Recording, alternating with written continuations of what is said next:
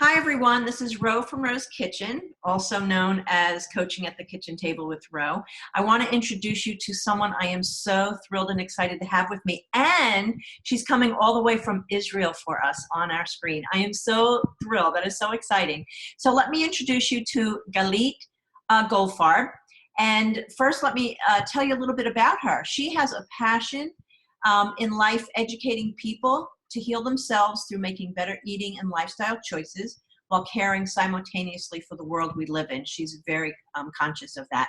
Her career started while she was searching for help to conquer her own problem. She had bulimia when she was a child. And so when I think she was around 16 that she got this. And so she started doing research and learning about it. And she ended up going to a school in London, a college, and got her degree in biochemistry and nutrition from the University of North London. So she learned about brain chemistry and human nutrition in collaboration with the Royal Free Hospital School of Medicine in London. So she comes highly recommended to us. I love the fact that she also did immunology and toxicology at the University of Hertfordshire. I'm sure I've got it wrong. Correct. Yeah. So aside from that, she's also a best-selling author. She's written 5 books that I know of so far. Those books are guiding people into living a happy and successful life. And she has actually been on a TEDx talk, so you have to catch her on there. The talk was about the ideal diet for humans. And now, Galita, what I'd like for you to tell us is a little bit more about what brought you around to this and how you came up with the gorilla name for your site. Yeah, that's a good question. I came to this, well, actually I was working as a nutritionist, and as I say in my TED Talk, I was not able to heal people some people had lasting results, others did not, and this was very frustrating for me. And then actually one of the best things that happened to me was actually when I got cancer, which sounds ridiculous, but it actually, I've had a few difficult things in my life. My having 2 mentally disabled daughters as my first 2 daughters was a very difficult thing. And that changed and improved my life for the better. It changed me as a person. And then having cancer, when I got it, I was in a mindset that I know that everything is for the best. And when I got it, I said, okay, I'm going to take a pause and actually research what the ideal diet for humans is. And then all the answers, and then everything came together because I was really confused. And I think so many of us are confused as to what we should be eating. And in the end, to make the story short, it's a whole food, 90% plant-based diet, which means we can eat two times a week, a little bit of animal protein, although I chose to be a vegan completely. But, and if people want to be a vegan, of course, they can supplement their diet. But this is the ideal diet for humans. It's not an easy transition because of the dairy products and what we see people around us are eating, and the dairy products are very, very addictive because they have the casomorphines that are behaving like morphine and actually addict us to the dairy products that make us want. It's very, very difficult to release dairy products. And actually dairy products was my most difficult transformation actually that I made. But once you change your diet, you have more energy, you're more alive, you're connected to the planet. And of course, this diet is also good for not only our personal health, it also has a major impact on the world around us.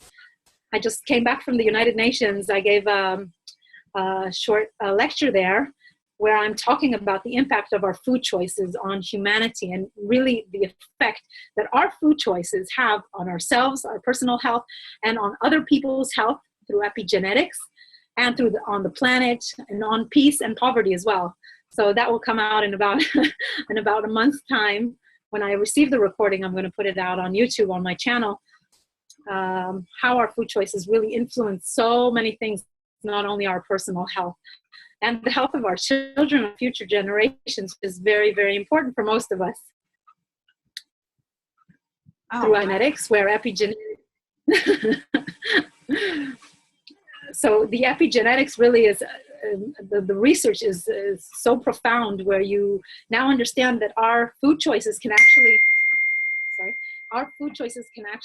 are hereditary. They actually lead to epigenetic markers on our DNA that are found to be hereditary, and they are passed on to our children, and that this can shorten their lives by up to 32 years even, when all the factors the statistical factors are put in. Then actually they can shorten our children's lives by promoting disease, by allowing the expression of disease promoting genes.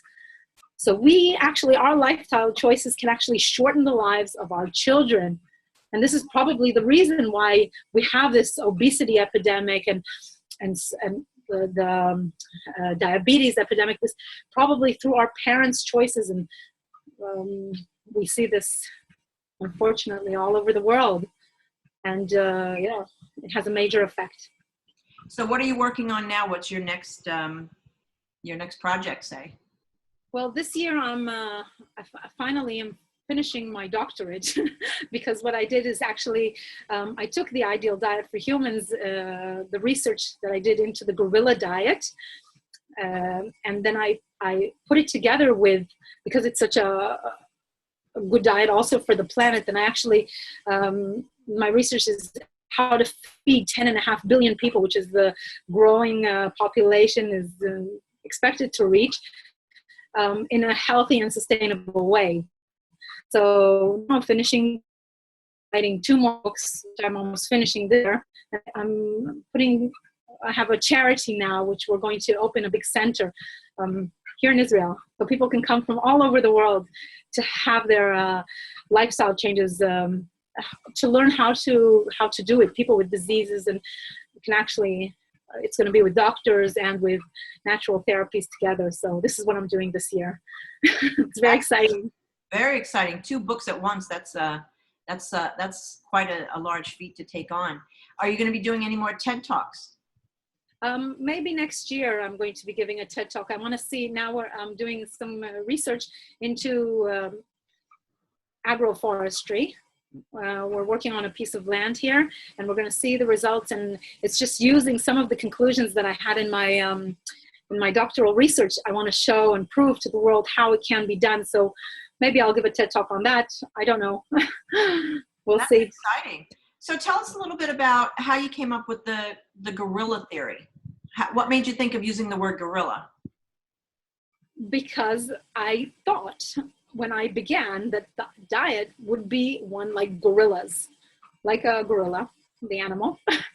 I was thinking, okay, maybe this is what we're supposed to be eating, plants and leaves. And I actually learned that this is far from the truth. We actually changed, and our digestive system changed, and it's not the same as gorillas. And we actually can digest starches, and we have a perfect digestive system to allow us to do that. And this, actually, the carbohydrates allowed our brains to grow and develop and to make us the smartest the smartest species on the planet.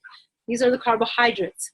And okay, so when I found, okay, I made a mistake, it's not the gorilla diet, then the first book cover had gorilla, and then it was marked out, and then I changed it to gorilla, as in guerrilla warfare, because I said, okay, I have to combat all that I thought and think, maybe raw food, maybe this diet, maybe paleo, I don't know what diet. And then it's guerrilla diet, as in guerrilla warfare, because we have to combat all that we're told, all that we're, what we see in the media. True. Very good. I like the analogy you used with that. That was really awesome. I like that analogy. And, I had another question. Let me think what it was about. Oh my gosh, I have brain freeze. Hang on a second, because I'm just so excited to hear everything you have to say. I'm impressed with all the things you're telling me. Oh, I know what I could ask you. So for people who are not plant-based yet, what would you suggest as a starting point? Starting point is to just reduce the amount of meat. Okay, so going plant-based is not only, when you reduce the amount of meat and you add more vegetables. For example, if you want to reduce dairy foods, so the best way to do it is to add protein to your diet, which is through legumes. So get used to them slowly. You know, there are so many types of beans and lentils to choose from, so many types that everyone can find something that they like. Now, one thing to remember is that actually our taste buds change every 2.5 weeks. So we have a new set of taste buds every 2.5 weeks. So something you don't like today, just persist at it 10 times and you'll already acquire a taste to it. So that's the best way to do it. So the legumes instead of the dairy products, and fats instead of the meat, because actually why we're eating the meat is because we have this